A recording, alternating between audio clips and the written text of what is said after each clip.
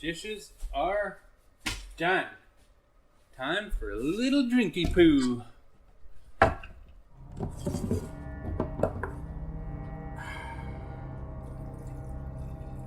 What? Guess I just have to go grab a different bottle.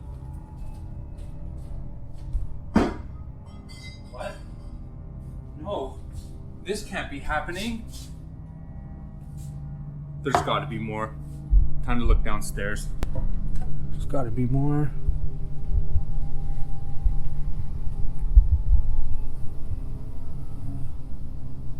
Oh man. Empty. Empty. Oh man. Oh.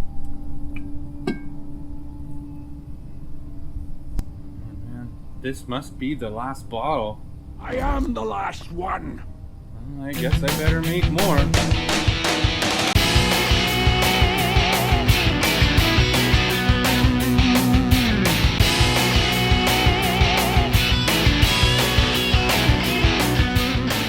Hello everyone, and welcome to today's video. As you just previously saw, I am down to my last bottle of Dragons Blood Mead. Why is this a problem? It's a problem because I drink this mead a lot. And yes, I have a whole pile of other meads I could choose from, but this is my absolute favorite. Let's get started. There is a lot of fruit in this. It does have the triple berry mix pack. That's a 2 kilogram bag of that. It's also gonna have 2 kilograms of blueberries, 1.3 kilograms of raspberries, and 1.2 kilograms of blackberries. Why these amounts? Like I said, I just went simple. This was the size packages that all those fruits came in. Now the way I did this was the night before, I dumped all my fruit in the bucket, frozen, as well as a cup and a half of sugar. This is to, and I stirred it all up. This is just to macerate the fruit. What that does is, I know when you freeze the fruit, it kind of breaks down the cell walls, makes the yeast a little bit easier. Adding some sugar and letting it sit for a little while just does that even more. It draws out a lot of that fruit juice and breaks them down just a little bit more. So I've got my bucket here on the floor. I'll show you. As normal, everything has been sanitized in Star San beforehand. I've got my bucket of sanitizer. I've got a spray bottle for quick jobs. So all my fruit is in here. So here is my triple berry mix of fruit. As I said, I mixed it with a cup and a half of just granulated sugar. Just giving that a stir. But you can see, look at all that juice that's in there that got released. And it smells absolutely delicious. So that was the fruit. And to that, I am simply going to add 6 kilograms or 13.2 pounds of wildflower honey. Only I could get the plastic off. There we go.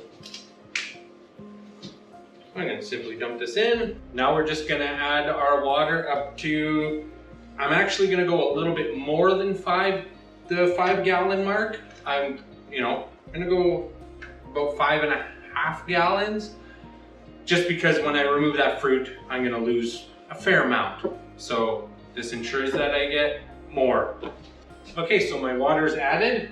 And now I'm just gonna give it a mix and get everything stirred up with my fancy dancy drill tool. What I'm also gonna do is use this just for now, just to make sure I got all that honey stirred in along the bottom. I don't want to use this to press right down because the metal will scratch the bucket and then you get little cuts and stuff in there and bacteria can grow in there. And no one wants that. You'll also notice that this time I didn't put my fruit in my little baggies that I normally use. One reason is because this is a lot of fruit, so it would have been a real pain. The other reason is because I had a bit of a goof yesterday. In the morning, I went to go pull some stuff out of the freezer. And in doing so, as I was moving things around, I took all my fruit out and left it on the floor.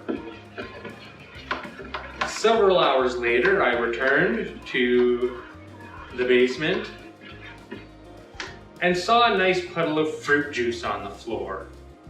I realized my mistake, so quickly had to bring it upstairs, clean up a giant mess, and so I just dumped it in the bucket real quick and added the sugar.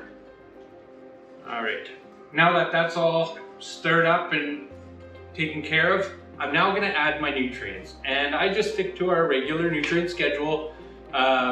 Since this is 5 gallons, it will be 4 teaspoons of fermented O, 2 teaspoons of fermented K, and 1 teaspoon of potassium carbonate. So I'm going to add those now, and now we'll give that a mix.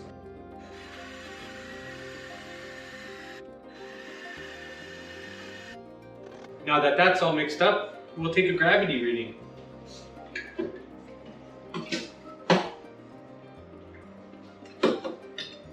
Now since the fruit's all loose, I don't want to suck any of that up in, to get my reading. So I'm just going to use this mesh sieve. I'm going to push this down. Then I don't suck up any of that fruit because that'll give me kind of an off reading.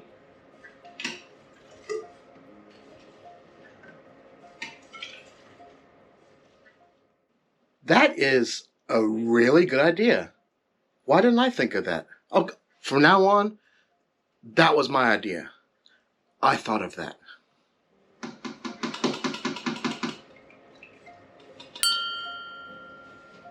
Over there.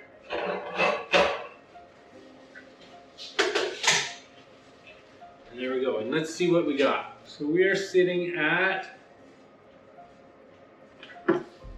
1.106. So I'm just going to add this back in. And now that that's done, we're going to pitch our yeast. I'm going with good old faithful EC 1118. Because that's what I used last time and it worked out great. And I'm simply just going to pour it in.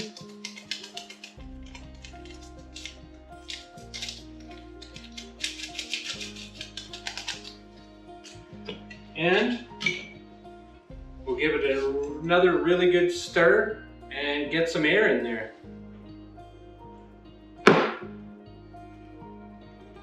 And that's it. We're gonna slap our lid on.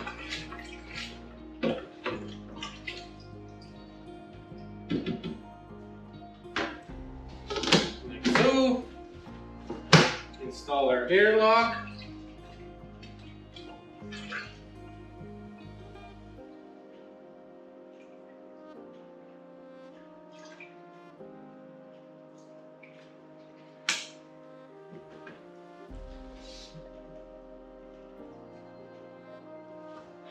And that's it. I'm so happy I got this on the go and I can't wait to drink it. And from here on out, I'm gonna follow our regular nutrient schedule. So everything's in here now. Adding on day 2, another 4 teaspoons of fermented O and another 4 teaspoons of fermented O on day 4. I'll be stirring this at least once a day, giving it a good shake, getting lots of air in there. You always want to make sure you have lots of air for your yeast to really thrive. We're gonna let this go dry and then we will stabilize it and back sweeten it. So I'm probably gonna go finish my last bottle. So sad. But I'm glad I got this done. that's it. Like I said, this is a delicious, delicious, delicious mead. It will probably become my house mead. Everyone I've had to try it says it's super good, except for one person. They said they found it tasted a little bit like cough medicine. You can't please everybody, right? But either way, I love this. Thanks. I hope you enjoyed this video. If you did, definitely like and subscribe to the channel. We release videos every Thursday and every Saturday covering all kinds of topics related to mead and home brewing. Also, if you want to chat with us, we are on Discord and we would love to see you there and strike up a conversation. As homebrewers, those of you that have been doing this for a little bit, do you guys have a house mead, like something that you like to always have on hand? If so, let me know down in the comments. I'm really interested to see what you guys like. Anyways, that's it.